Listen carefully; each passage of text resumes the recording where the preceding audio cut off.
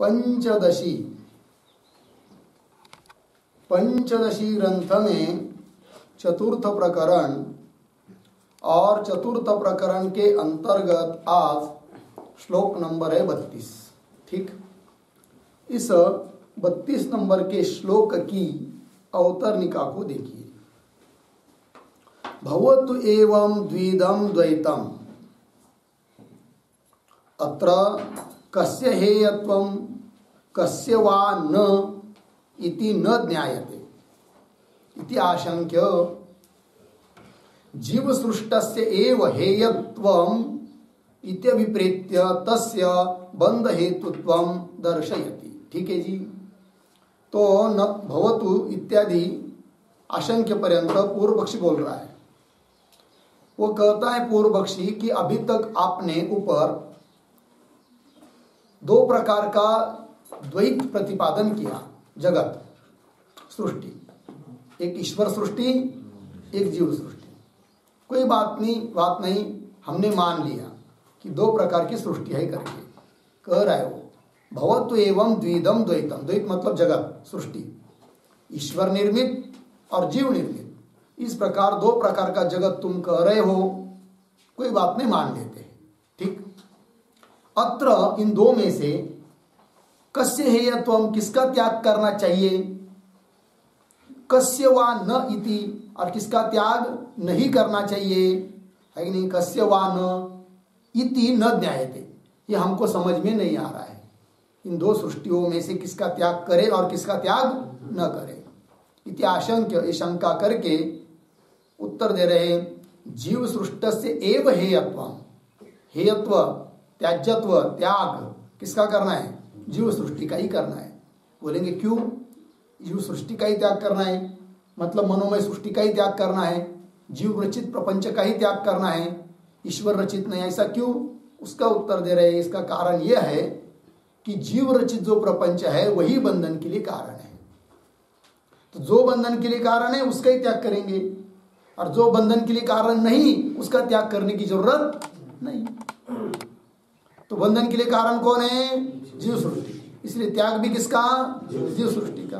वही जीव सृष्टस्य एव हेयत्वम, त्याग करने योग्य जीव सृष्टि ही है। इत्यभिप्रेत्य, इस अभिप्राय से, इस अभिप्राय को लेकर कह रहे तस्य बंध हेतुत्वं दर्शयति, तस्य जीव सृष्टस्य, जीव सृष्ट जो प्रपंच है वो बंधन के लिए कारण कैसा है, इसको अब दिखा रहे। ठीक है, तो जीव निर्मित प्रपंच बंधन के लिए कारण है, ये समझ में आएगा तब निश्चय होगा कि इसका ही त्याग करना चाहिए। तो श्लोक को पढ़ते हैं। अन्वय व्यतिरेकाभ्याम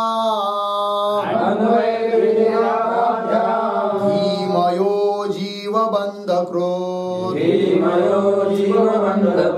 सत्यस्मिन् सुखदुःखेस्त तस्मिन् न सति न द्वयम्। अन्वयव्यतिरेकाभ्याम धीमयो जीवबन्धकृत् सत्यस्मिन् सुखदुःखेस्त तस्मिन् न सति न द्वयम्। अन्वय व्यतिरेकाभ्याम धीमयः जीवबन्धकृत् सति अस्मिन् सुखदुःखे स्तः तस्मिन् असति न द्वयम्। अन्वय, पहली पंक्ति सरल है। अन्वय व्यतिरेकाभ्याम धीमयः जीवबन्धकृत्, नीचे अस्मिन् सति सुख दुःखे स्तः असति तस्मिन् न द्वयम्।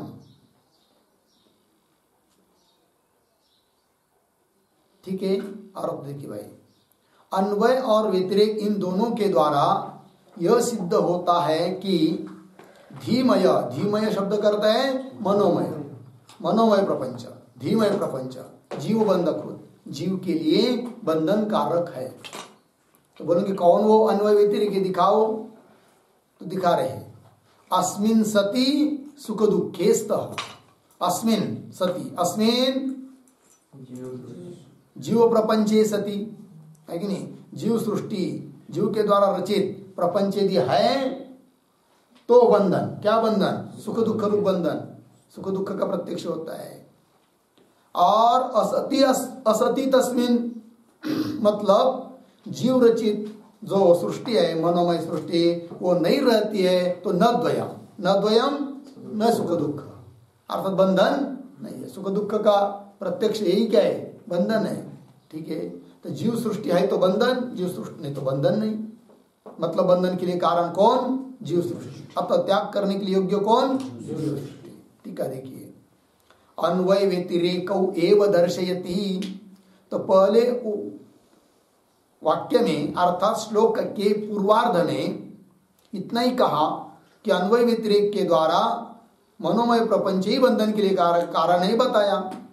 अब वो अन्वय व्यतिरेक कैसे, उसको उत्तरार्ध में दिखाया है कि नहीं? तो पहले तीसरे पाद में अन्वय कैसा? अस्मिन सति सुख दुखी, तत्सत्वे तत्सत्वम अन्वय, तदभावे तदभाव व्यतिरेक, वो होने पर वो होना अन्वय, है कि नहीं? वो नहीं रहने पर वो नहीं होना व्यतिरेक। तंतु है तो पट बनेगा अन्वय, तंतु नहीं है तो पट नहीं बनेगा यह व्यतिरेक। उस प्रकार जीव सृष्टि है तो सुख दुख का भोग, जीव सृष्टि नहीं है तो सुख दुख का भोग नहीं। तो पहला अन्वय, दूसरा व्यतिरेक।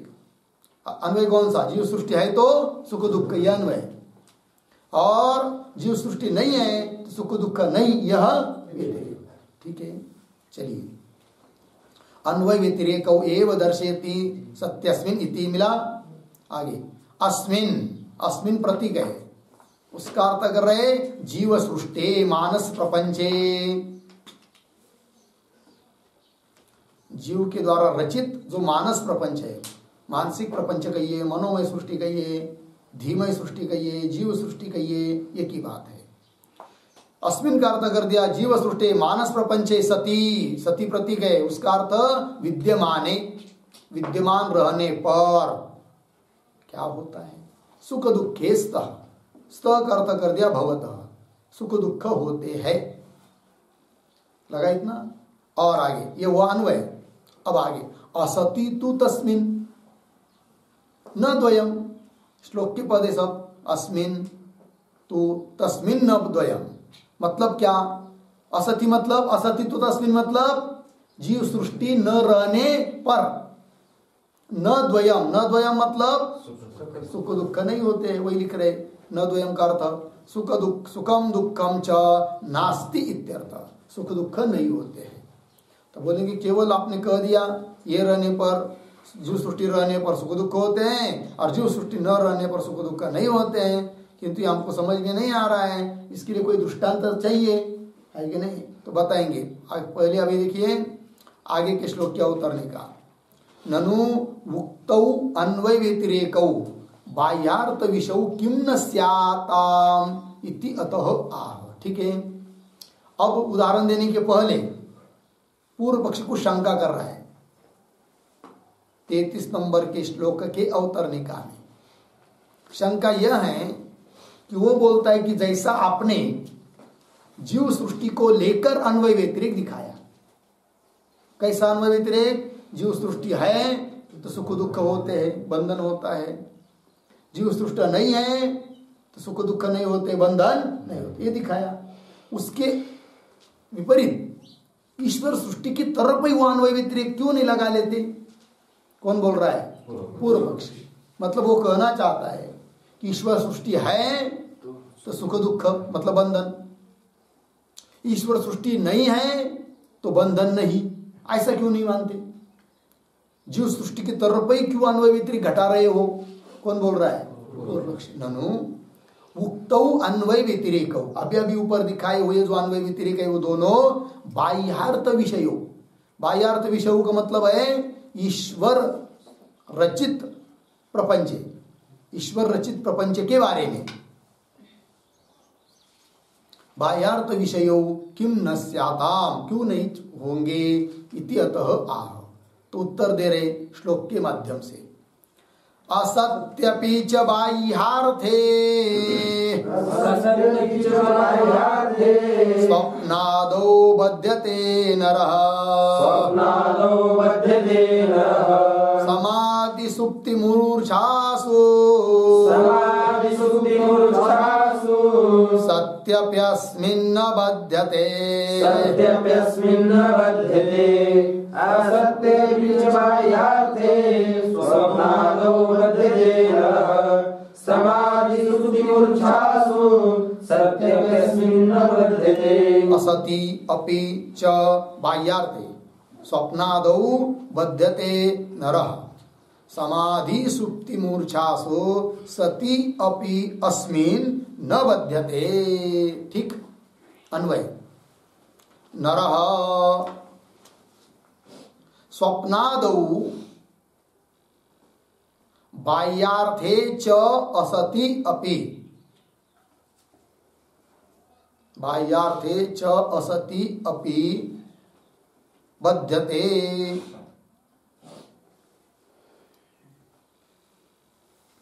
लग गया। और नीचे आइए, समाधि सुप्ति मूर्छासु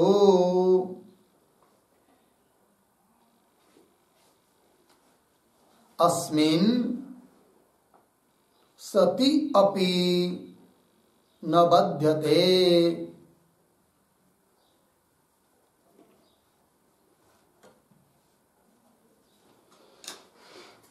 ठीक है जी, चलिए भाई।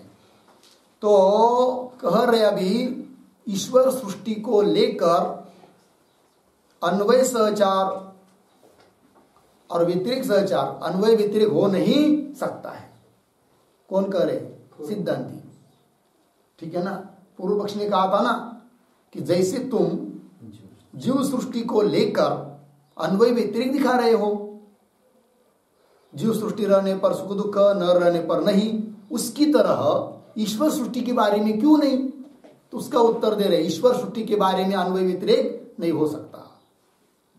मतलब ईश्वर सृष्टि है तो सुख दुख ये नहीं कह सकते, क्योंकि उदाहरण दिखाएंगे हम, है कि नहीं, विचार का।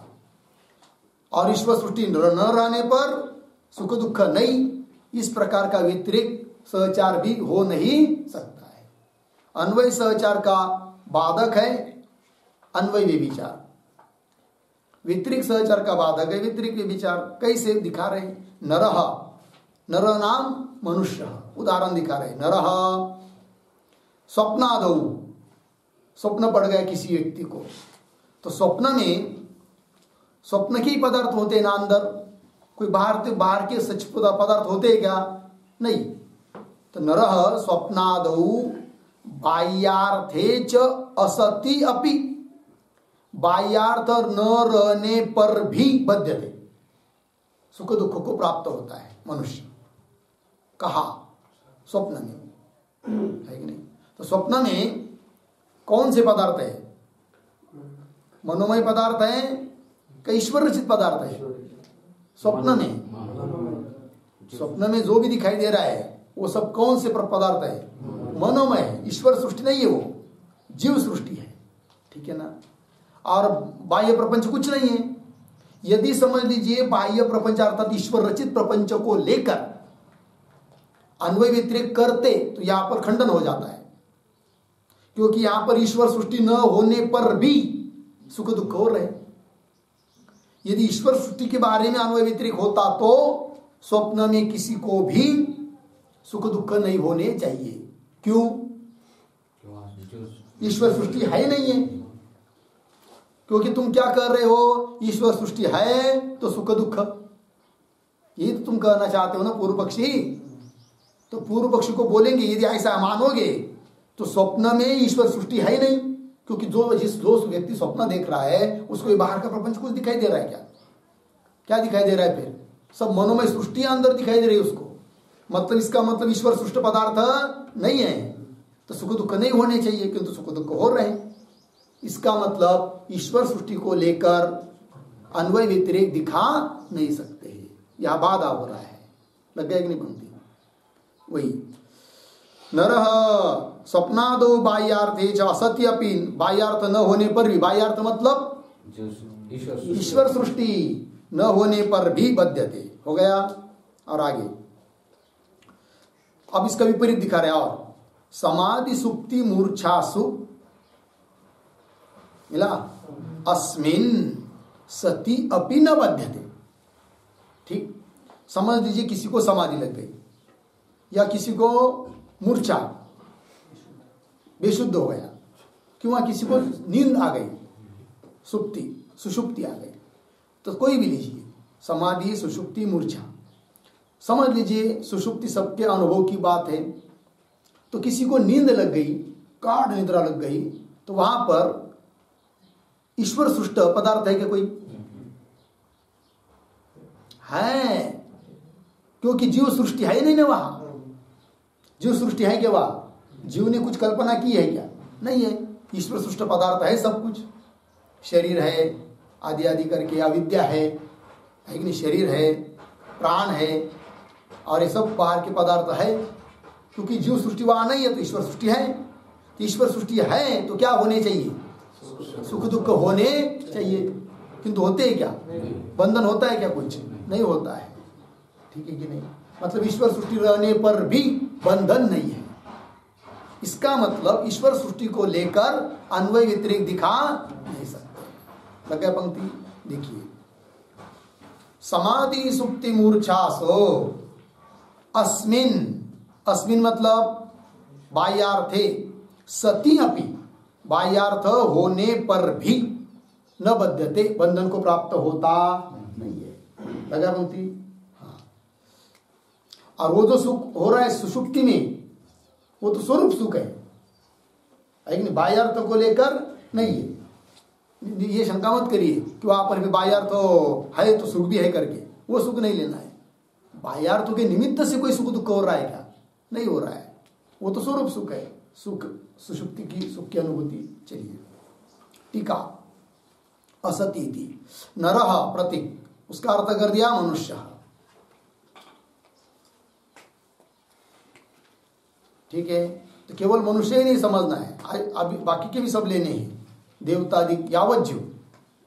नरह मनुष्य उपलक्षण करके वही कर रहे, एतद उपलक्षणम अन्येषाम अपि, दिया कि नहीं? नर मतलब केवल मनुष्य ही नहीं लेना, मनुष्य नर को उपलक्षण करके अन्य सभी जीव को लेना है। एतद उपलक्षणम अन्येषाम अपि। आगे स्वप्नादौ प्रतीक है, स्वप्नादौ का अर्थ कर रहे हैं स्वप्न स्मृत्यादि काले। आदि पद से लेंगे मनोराज्य, भ्रांति, ये सब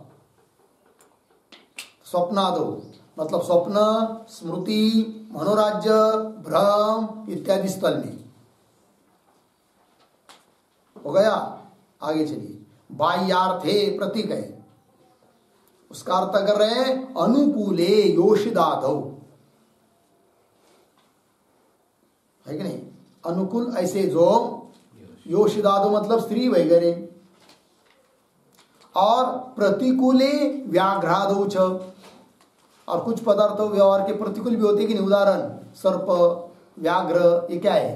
प्रतिकूल है। प्रतिकूले व्याघ्रादौ च। ठीक, इतना। आगे पारमार्थिके विषये असति अपि, पारमार्थिके विषय, पारमार्थिक मतलब व्यवहारिक सत्य पदार्थ, पारमार्थिक मतलब ब्रह्म की तरह सत्य नहीं। पारमार्थिके विषय असति अपि, असति अपि प्रतीक है, उसका अर्थ कर रहे अविद्यमाने अपि, विद्यमान न रहने पर भी। कौन? व्यवहारिक पदार्थ विद्यमान न रहने पर भी बध्यते, बध्यते प्रतीक, उसका अर्थ कर रहे हैं सुख दुखाभ्याम युज्यते, सुख दुख के साथ जुड़ जाता है आदमी। कहा? स्वप्नादि में। तो स्वप्नादि में बाह्यार्थ मतलब ईश्वर रचित पदार्थ कोई अनुकूल प्रतिकूल न होने पर भी सुख दुख होते हैं। इसका मतलब ईश्वर सृष्टि रहेगी तभी सुख दुख, ऐसा अन्वय कर नहीं सकते, क्योंकि यहां पर तो ईश्वर सृष्टि है नहीं तो भी सुख दुख हो रहे। लगा कि नहीं? हाँ। और जीव सृष्टि में कोई भी विचार नहीं है, क्योंकि वहां पर स्वप्न में मनोमय सृष्टि है, इसलिए सुख दुख हो रहे है कि नहीं। और सुषुप्ति में मनोमय सृष्टि नहीं है तो सुख दुख भी नहीं हो रहे। ठीक। और व्यवहार में भी देखिए, जहां जब तक मनोमय सृष्टि है तब तक सुख दुख है कि नहीं। कई चर्चा चालू हो गई, क्या अरे ले बड़ा एक्सीडेंट हुआ और ये कहा हाईवे पर, कौन थे वो लोग, पता नहीं कहाँ के थे, तो कोई दुख हो रहा है नहीं हो रहा है, क्योंकि मनोमय सृष्टि नहीं है। ईश्वर सृष्टि तो है किंतु मनोमय सृष्टि नहीं, इसलिए दुख नहीं हो रहा है। और तुरंत समझ लीजिए थोड़ी देर में फोन आ गया, क्या होना नहीं चाहिए ऐसा लेकिन हो गया, अरे भाई आपका मित्र या कोई आपका सगा क्या हुआ, कोरोना हुआ उसको, क्या हो गया कोरोना, तो कोरोना उसको हुआ लेकिन इसको क्या पड़ रहा है, दुख नहीं हो रहा है, डॉक्टर के पास जाकर इंजेक्शन लेना पड़ रहा है, इतना दुख हो रहा है, धीरे ही नहीं रह रहा है, खड़ा ही नहीं रह पा रहा है। अब देखिए दुनिया में लाखों लोगों को कोरोना हुआ, तो अब दुख हुआ किसको, नहीं हुआ ना। अब क्यों हुआ, फिर मनोमय सृष्टि में जो था उसको कोरोना हुआ ना मेरा, इसलिए अब क्या हो रहा है, दुख हो रहा है। तो अन्वय व्यतिरिक्त किन के साथ जुड़ रहे, मनोमय सृष्टि की तरफ, जीव सृष्टि की तरफ। मनोमय सृष्टि है तो बंधन, नहीं है तो बंधन नहीं। उस प्रकार ईश्वर सृष्टि के बारे में अन्वय व्यतिरेक नहीं है वो बात। बध्यते सुख दुखाभ्याम युज्यते, हो गया पंक्ति, नीचे चलिए टीका में, समाध्यादिषु, मिला कि नहीं, समाधि आदि में है कि नहीं। तू अस्मिन, अस्मिन प्रतीक है, अस्मिन अर्थ का अर्थ कर रहे हैं बाह्यार्थे सत्यपि, सत्यपि, समाधि में भी बाह्यार्थ है। बोलेंगे बनी समाधि में कैसा बाह्यार्थ है भाई, तो देखिए समाधि में भी प्रमाता प्रमाण प्रमेय ज्ञाता ज्ञानीय किंवा ध्याता ध्यान ध्येय त्रिपुटी होती है कि नहीं, तो बाह्यार्थ ही तो ऐसा है वहां पर बाह्यार्थ, ठीक है ना। समाध्यादिषु तो अस्मिन बाह्यार्थे सत्यपि होने पर भी न बध्यते, तो भी बंधन हो नहीं रहा है। बाह्यार्थ होने पर भी, यदि बाह्यार्थ ही कारण होता बंधन के लिए तो समाधि में भी सुख दुख होना चाहिए था। होता है क्या, नहीं, क्यों, बाह्यार्थ है तो भी नहीं हो रहा है ना, सुख दुख नहीं हो रहा, क्यों नहीं हो रहा है, मनोमय सृष्टि नहीं है। बाह्यार्थ तो है, कौन बाह्यार्थ है, ध्याता ध्यान ध्येय त्रिपुटी रूप बाह्यार्थ है। समाध्यादिषु तो अस्मिन बाह्यार्थे सत्यपि न बध्यते, न बध्यते प्रतीक, उसका अर्थ कर रहे हैं न सुख दुखादि भाग भवति, सुख दुख का भागीदार नहीं बन रहा है। अतः तद विषय अन्वय व्यतिरेको न स्तः, अतः इसलिए तद विषय तद ईश्वर सृष्ट पदार्थ के बारे में, बाह्यार्थ के बारे में अन्वय व्यतिरेक हो नहीं सकते हैं। अतः तद का अर्थ क्या हुआ, ईश्वर सृष्ट पदार्थ बाह्यार्थ, अतः तद विषय उनके बारे में अन्वय व्यतिरेक न स्तः इत्यर्थ। इतना लगा, चलिए। तो बंधन के लिए कारण कौन है, जीव सृष्टि है। अन्वय व्यतिरेक दिखाया कि नहीं, अब उदाहरण दे रहे कि जीव सृष्टि बंधन के लिए कारण कैसी है, तो ग्रंथकार उदाहरण दे रहे आगे के श्लोक में, 34 नंबर का श्लोक, उसकी अवतरणी का देखिए। मनोमय प्रपंचस्य बंधकत्वेन अन्वय व्यतिरेकौ उदाहरणेन स्पष्टयति। मिला पंक्ति, मनोमय प्रपंचस्य बंधकत्वेन, मनोमय प्रपंच ही बंधन के लिए कारण है, तो बंधन के लिए कारण होने से, मनोमय प्रपंच ही बंधन के लिए कारण होने से अन्वय व्यतिरेकौ, उसके बारे में ही दिखा रहे अब क्या, अन्वय और व्यतिरेक, ठीक है ना। तो मनोमय प्रपंचस्य बंधकत्वेन अन्वय व्यतिरेकौ उदाहरणेन दर्शयति, स्पष्टयति। लगाया कि नहीं, बंधकत्वेन, बंध के लिए कारण होने से, मनोमय प्रपंचस्य अन्वय व्यतिरेकौ उदाहरणेन स्पष्टयति, मनोमय प्रपंच के बारे में अब अन्वय व्यतिरेक उदाहरण करके दे रहे, उदाहरण से स्पष्ट कर रहे हैं। दूरदेशम गते पुत्रे, जीवत्येवात्र तत्पिता, विप्रलम्भक वाक्येन मृतं मत्वा प्ररोदिति दूरदेशं गते पुत्रे जीवत्येवात्र तत्पिता विप्रलम्भवाक्येन मृतं मत्वा प्ररोदिति।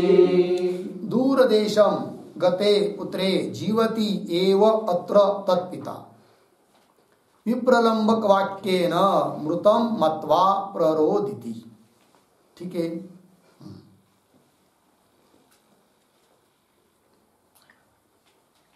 अन्वय सरल है, अर्थ देखिए क्या अर्थ है, थोड़ा सा समझ लेंगे। हुआ क्या, उदाहरण है वो, तो एक गांव था, उस गांव के दो लड़के कुछ धन कमाने के उद्देश्य से दूसरे देश में गए, समझ लीजिए दुबई को गए, लगा पंक्ति तो गए। 5-6 महीना हुआ, वो बेचारे अच्छी तरह से पैसा कमा रहे थे। एक दिन उसी गांव का कोई व्यक्ति, उसका कुछ काम पड़ा दुबई को जाने का, तो वो चला गया दुबई में। जाने के बाद उसको ऐसा लगा अब यहाँ तो परदेश है, दूसरा गांव है, दूसरा देश है, तो कहाँ रुके, होटल में जाएंगे या कोई लॉज में जाएंगे तो बहुत पैसा लगेगा। तो उसको याद आ गया कि अपने गांव के 2 लड़के या कुछ काम के लिए आए हैं, तो उन्हीं के रूम पर चले जाएंगे, तो भेंट भी हो जाएगी, पैसा भी बचेगा। तो गया वो उनके यहाँ, ठीक, एड्रेस निकालते हुए फोन करके गया। वहां हुआ क्या, एक ही लड़का था, एक नहीं। तो उसने पूछा गांव वाले ने कि भाई तुम्हारा साथी दूसरा कहाँ गया। तो उसने कहा काका जी कह नहीं पा रहा हूं, लेकिन कहना पड़ रहा है, बहुत दुख की बात है। क्या हुआ भाई। तो जो मेरा मित्र था, अभी अभी 2 ही दिन हुए आप आने के पहले एक्सीडेंट हुआ और वो मर गया। ठीक है, इसलिए अब मैं अकेला हूं। फिर वो उसने कहा घर को, उसके घर में बताया क्या, तो बोलेंगे अभी नहीं बताया, क्योंकि अभी लेटर चलता है, पत्र लिख कर बताना पड़ा है। पत्र तो लिख दिया, लेकिन 1 महीना लगेगा पत्र जाने को। तो एक काम कीजिए, तुम तो कल वापस जाने वाले हो, तो अपने गांव में, तो वापस जब जाओगे तब उसके घर में जाकर बता देना क्या कि तुम्हारा पुत्र एक्सीडेंट में मर गया, और मेरे घर में जाकर कह देना क्या कि तुम्हारा लड़का अब बहुत पैसा कमाया है, बहुत गाड़ी बीड़ी लिया है, पैसा लिया है, बहुत पैसा कमाया है, और 2-3 महीने के बाद आपको मिलने के लिए पैसा लेकर आने वाला है। ये निरूप दे देना वार्ता। तो आदमी बोला ठीक है। जब आया दूसरे तीसरे दिन अपने गांव में, किंतु वह आदमी था विप्रलंबक, ठकाने वाला है कि नहीं, फसवीगिरी करने वाला। हाँ, तो उसने क्या किया, जो लड़का मरा था ना, जिस व्यक्ति का, उसके घर में जाकर कह दिया क्या तुम्हारा लड़का बहुत अच्छा है, बहुत पैसा कमाया, अब थोड़े दिन में आने वाला है। मैं गया था उसके यहाँ, मेरा बहुत आदर आतिथ्य किया, अभी आएगा 2-3 महीने में, और बहुत पैसा लेकर आएगा, आपको चिंता करने की जरूरत। वो पिता बहुत खुश हुआ, उसने इसको चाय पानी पिलाया, नाश्ता भी खिलाया, अच्छा समाचार दिया ना। इसलिए जब वह व्यक्ति थोड़ी देर के बाद उस दूसरे लड़के के घर में गया, कि उसके घर का क्या था, जिंदा था, जो जिसका मरा था उसको क्या कह दिया, जिंदा है। तो खुश हुआ पिता बाप। और जिस व्यक्ति का लड़का सचमुच जिंदा था, उसके घर में जाकर कह दिया क्या, अरे भाई रडतच गेला जरा लांबूनच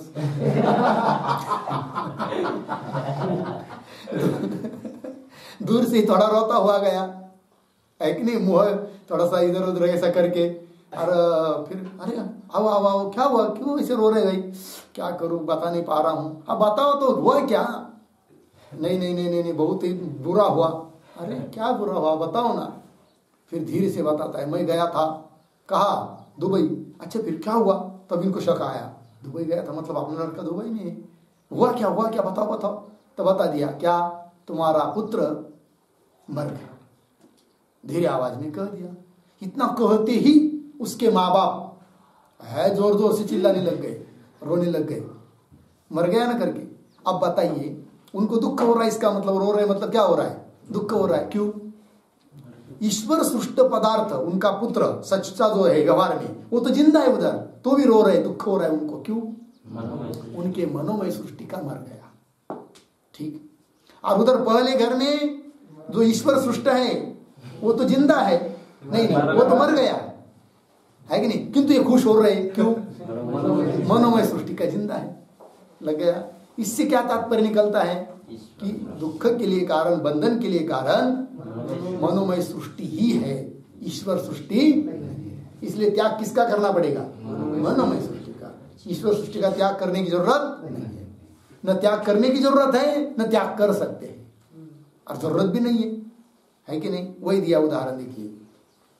दूर देशम गते पुत्रे, दूर देश में गया हुआ पुत्र, जीवती एवं, जिंदा है कि नहीं? जिंदा है तो भी, जीता है तो भी, जीवती एवं अत्र, किंतु उधर इधर गांव में, तत्पिता, जिसका पुत्र जिंदा है उसका पिता, विप्रलंबक वाक्य न, वो फसवेगिरी करने वाला जो आदमी था उसके वाक्य को सुनकर, मृतम मत्वा, मेरा पुत्र मर गया ऐसा समझकर, प्ररोदिति, रोने लग गया।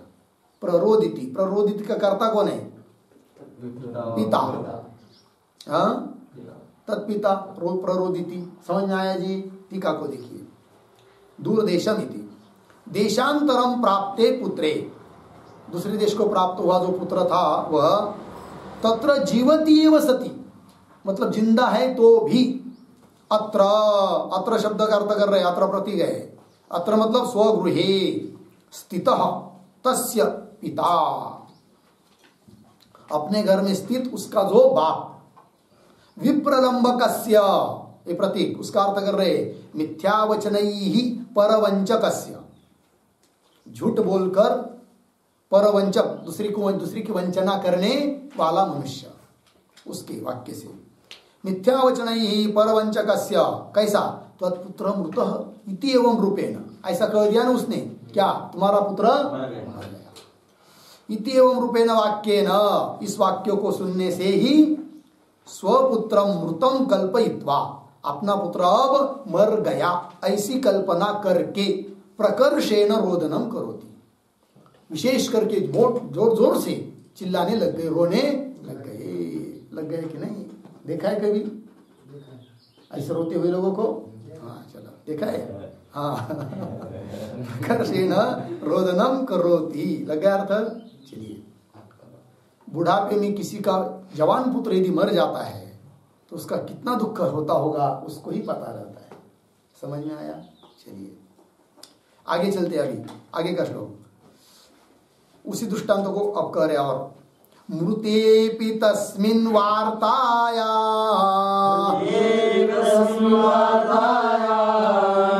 मश्रुतायां न रोदिति,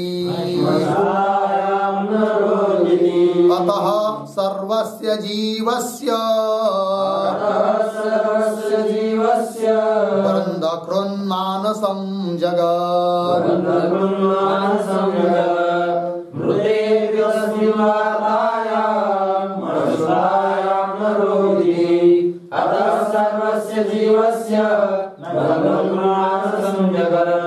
मृते अपि तस्मिन् वार्तायाम अश्रुतायाम न रोदिति, अतः सर्वस्य जीवस्य बन्धकृत मानसम जगत। ठीक, अन्वय, तस्मिन् मृते अपि वार्तायाम अश्रुतायाम न रोदिति, अतः सर्वस्य जीवस्य मानसम जगत बंधकृत। ठीक, अर्थ देखिए, तस्मिन मृतेपि मतलब उसका, दूसरे आदमी का पुत्र मर गया है तो भी, वार्तायाम अश्रुतायाम किंतु मेरा पुत्र मर गया, यह बात में उसको सुनने को मिली नहीं। अश्रुतायाम न रोदिति, इसलिए वो रोता नहीं है कि नहीं। अतः इससे सिद्ध क्या हुआ, सर्वस्य जीवस्य, सभी जीव के लिए मानसम जगत बंधकृत, मानसिक जगत मनोमय सृष्टि ही क्या है, बंधन के लिए कारण है। हो गया। चलिए टीका, तस्मिन एव पुत्रे, है कि नहीं, उसी पुत्र, वही पुत्र, तत्र एव मृति भी, वास्तविक में उधर तो व्यवहार का मर गया है दूसरा, तो भी तन मृत्यु वार्तायाम अश्रुतायाम, उसके मरण की वार्ता न सुनने से, अश्रुतायाम सत्याम न रोदनम करोति, नहीं रोता है। फलितम आग, इससे तात्पर्य क्या निकला, फिर उत्तरार्ध में बताया है। अतः सर्वस्य जीवस्य मानसम जगत बंधकृत, इसलिए सभी जीव को बंधन के लिए कारण कौन है, मानसिक जगत, मोह माया ममता, यही तो सब मानसिक जगत है, यही दुख के लिए, बंधन के लिए कारण है। हो गया। आगे चलिए, आगे के श्लोक की अवतरणिका। धीमय सेव जगत बंध हेतुत्व अंगीकारे बाह्यार्थ अपलापात अपसिद्धांतापात स्यात् इति शंकते। अब 36 नंबर के श्लोक के द्वारा पूर्व पक्षी शंका कर रहा है। क्या शंका रहेगी वो, उसका तात्पर्य टीका ने अभी अवतरणिका में कहा। क्या कहते हैं कि वो कहता है पूर्व पक्षी, धीमयस्य एव जगतः बंध हेतुत्व अंगीकारे, बंधन के लिए कारण कौन सा जगत माना, मनोमय, धीमय कहिए, मनोमय कहिए, जीव सृष्टि कहिए, ठीक है ना। धीमय से जगत बंध हेतुत्व अंगीकारे, बंधन के लिए कारण यदि जीव सृष्टि ही है तो इसका मतलब तुम बाह्यार्थ को मान नहीं रहे हो, ईश्वर रचित पदार्थ को बाह्यार्थ का अपलाप कर रहे हो, जैसे बौद्धों ने किया है। वो क्या कहते, सभी पदार्थ का है, सभी पदार्थों का आकार कौन धारण करता है, बुद्धि, बुद्धि रूप आत्मा, उसमें ही सब पदार्थ है, बाहर कुछ नहीं। वो बुद्धि रूप आत्मा ही बाहर जाकर पदार्थ का आकार धारण करता है, मतलब बाह्य पदार्थ मानती ही नहीं है वो, ठीक है ना। उस प्रकार तुम भी क्या कर रहे हो, जीव सृष्टि बंधन के लिए कारण मान रहे हो, इसका मतलब बाह्य पदार्थ नहीं मान रहे हो, तो क्या हुआ फिर, अपसिद्धांत होगा, दूसरे का सिद्धांत मान रहे हो, ठीक। बाह्यार्थ अपलापात, अपलापात मतलब अभावात, न मानने से, अपसिद्धांतापात, अपसिद्धांत प्राप्त होगा, स्यात् इति शंकते, ये शंका कर रहा है। श्लोक को देखिए, विज्ञानवादो बाह्यार्थ वैयर्थ्यात् स्यादिति चेत्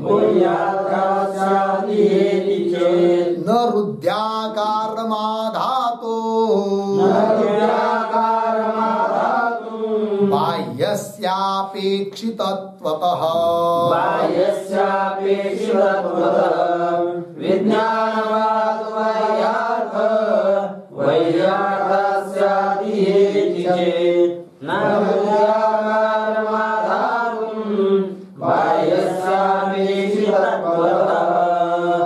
विज्ञानवादः बाह्यार्थ वैयर्थ्यात् स्यात् इह इति चेत् न रुधि आकारम आधातुम बाह्यस्य अपेक्षितत्वतः।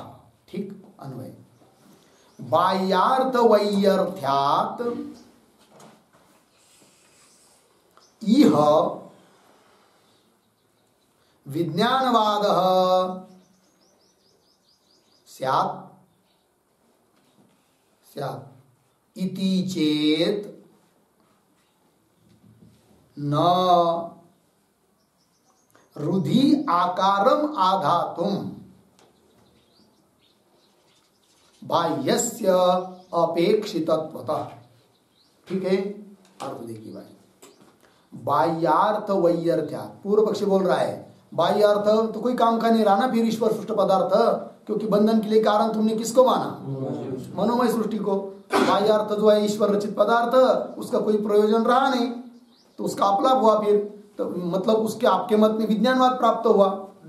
बाह्यार्थ वैयर्थ्यात् यह यहाँ पर विज्ञानवाद स्यात्, विज्ञानवाद की प्राप्ति हो गई, अर्थात आप विज्ञानवादी बन गए, है कि नहीं। स्यात् इति चेत्, ऐसा यदि पूर्व पक्षी कहेगा तो उसको उत्तर दे रहे नहीं नहीं, अब सिद्धांत नहीं है और विज्ञानवाद की भी प्राप्ति नहीं है, क्योंकि भले वो लोग विज्ञानवादी बाह्यार्थ को नहीं मानते हैं, किंतु हम तो मानते हैं ना। तो बोलेंगे क्यों मानते, फिर प्रयोजन नहीं है। तो बोलेंगे, बोल रहे हैं भले बंधन के लिए कारण बाह्य प्रपंच नहीं है, बंधन के लिए कारण कौन है, मनोमय प्रपंच। किंतु मनोमय प्रपंच के लिए, मनोमय प्रपंच मतलब क्या, हृदय में कुछ प्रपंच का आकार, किंतु हृदय में उस प्रपंच का आकार आने के लिए, मतलब मनोमय प्रपंच बनने के लिए बाह्यार्थ निमित्त कारण है। इसलिए हम बाह्यार्थ भी मानते हैं।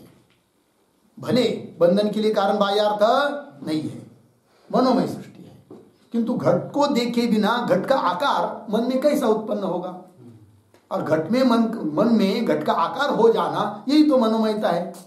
इसलिए कह रहे आगे, इति चेत न, हे पूर्व पक्षी ऐसा मत कहो, क्यों, हृदय आकारम आधातु, मिला, हृदय में आकार धारण करने के लिए बाह्यस्य अपेक्षित तत्वतः, बाह्यस्य प्रपंचस्य, ईश्वर रचित प्रपंच की भी क्या है, अपेक्षा है। इसलिए बाह्यार्थ व्यर्थ नहीं है।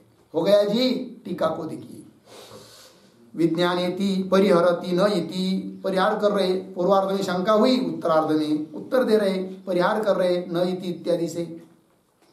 आगे टीका, यद्यपि मानस प्रपंचस्य एव बंध हेतुत्वम, ये बात सही है कि बंधन के लिए कारण कौन, मानस प्रपंच, मानस प्रपंच से एव बंध हेतुत्वम, तथापि तद हेतुत्वेन, तद हेतुत्वेन, तद मानस हेतुत्वेन, मतलब मानस प्रपंच के लिए कारण है वो कौन, बाह्य प्रपंच, तद हेतुत्वेन बाह्यार्थस्य अपि स्वीकारा, मानस प्रपंच के लिए बाह्यार्थ का भी स्वीकार किया है, लेकिन बाह्यार्थस्य अपि स्वीकारात् न विज्ञानवाद प्रसंग इति भाव, इसलिए विज्ञानवाद की प्राप्ति होगी यह कह नहीं सकते हैं। हो गया जी, बस आगे का विचार कल करते हैं। ओम पूर्णमदः पूर्णमिदं पूर्णात् पूर्णमुदच्यते पूर्णस्य पूर्णमादाय पूर्णमेवावशिष्यते। ओम शांति शांति शांति। शंकरं शंकर